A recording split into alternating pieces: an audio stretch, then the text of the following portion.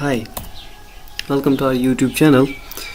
This is our first lecture series about the programming, and after this lecture we will look at the basics of the programming, and then we will move towards the C programming. So in this lecture, what problem solving actually is, we will discuss about the problem solving. Problem solving, it is a way of solving the problems. So there are certain steps in this problem solving that helps us to develop the solution of a problem. Problem solving is a creative process.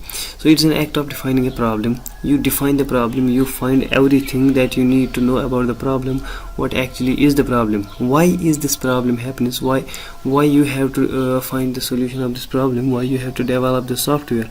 So these questions you should arise before solving a problem. In computer science, everything is like everything is a problem. You have to develop a software, you have to develop a game. It is a problem. You have to determine the cause of the problem, why the problem is, identifying and selecting alternatives for a solution. So you will look at, there may be many ways to solve a problem, but you have to look for the best way, and you have to implement the best way for a solution. So as we will look further, better way to solve a problem. So you should know a lots of things before you move towards solving the problem. A problem can be solved successfully. You can solve a problem successfully only if you understand these things. You should keep these things in your mind. After understanding the problem clearly, what you should keep in your mind is, what do we know about the problem? So do we know anything about the problem? That's the biggest question. You must know everything about the problem, what the problem is, why it is, and what you have to do. How can you find the solutions? What is the information that we have to process in order to find the solutions? So you need all the information you need about in the middle of the processes. So you need to keep in your mind, and how your solution will look like. How can we recognize that we have found the solution? So these are certain questions that you should keep in your mind. Program development steps. These are the 7 steps. There are 7 steps that are used to solve a problem. In the first step, we define and analyze our problem. What we do is we do a preliminary investigation in this step, and it helps us to understand our problem clearly. It's also known as programming analysis. So specifying the input requirements, specifying the output requirements, specifying the process requirements. These are the 3 things that you should know in the analyzing or defining the problem. So analyzing the problem is collecting all the information about the problem, and when you collect all the information about the problem, you will get the better way to find a solution about the problem. If you can look at the example we have written here, it is the factorial of a given number. What should be our input? It should be a value integer number, positive valued integer number, because we cannot find the factorial of a negative number, and you know that 0, its factorial is always 1. Output, factorial of that number, the number we will use as our input, we have to find its factorial. That will be our output.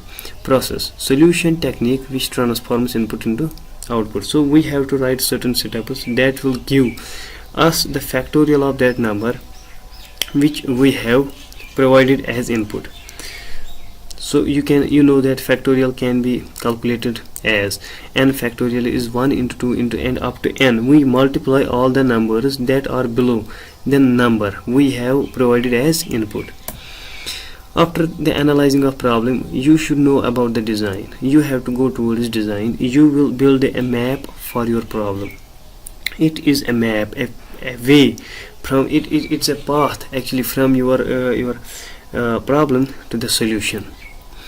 So a design is a path from problem to the solution. Program design is both a product and a process. So it works as both things. A well-designed program is more likely to be. Your design should be easier to read and understand.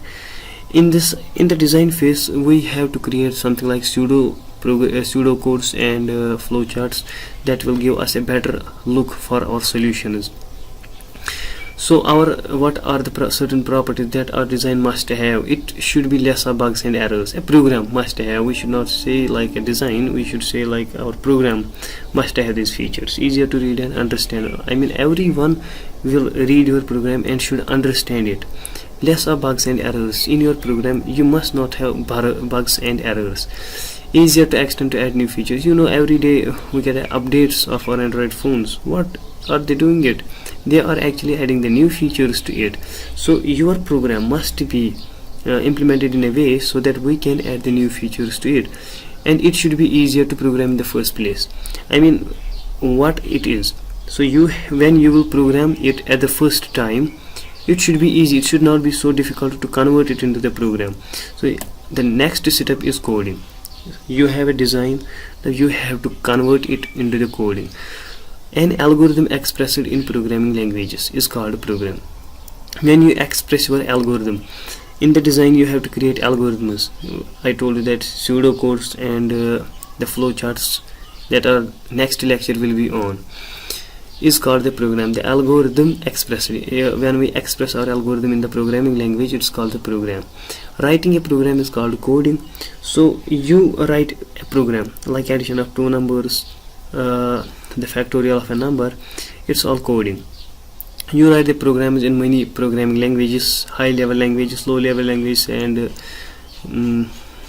you know, C++, Java, PHP. There are a lot of programming languages that you will use for writing your program. The logic that has been developed in the algorithm is used to write the program. So your logic would be in the design that you have created. Documenting the program means you will add certain lines in your programming that the compiler will not execute them, but you still have to add them because it will make your program understandable. Everyone will understand what you have written. It's about documentation. We will learn about it later, like the code comments in your program, single line comments, multi-line comments. Compiling and executing the program. After you have created your program, you have to convert it into your machine language. But what do you need? Whenever we are communicating with some native language of another country, with a person with a person from another country in his native language, so we need a median to understand the both languages. So we get a median. He converts his he translates his language into mine, and he will translate mine into his language. So compiler works as a median. It translates your code, it translates your program into the machine form, so the computer will understand it, and it gives you the output that we call the object code. It's an executable file, and it's called the object code. And the object code cannot be broken easily, but it is the result of our problem. But if you have an error, you cannot get the object code. You will be pop up with an error that you have this error in your program, so you can't go further. Testing is all about finding the errors and bugs. So finding the error is called the testing. After you test your program, when you run after you create your program, when you run it at the first time, what you will find as many errors in it. Syntax errors. Syntax errors are those that are visible to the compiler, that your computer can find easily, so you can change them anytime. But the logical errors, those errors that are not visible to the computer, you will have to find them yourself. Your program will run, but the output will not look the same as you have expected. Your output will be different. Your output will be wrong.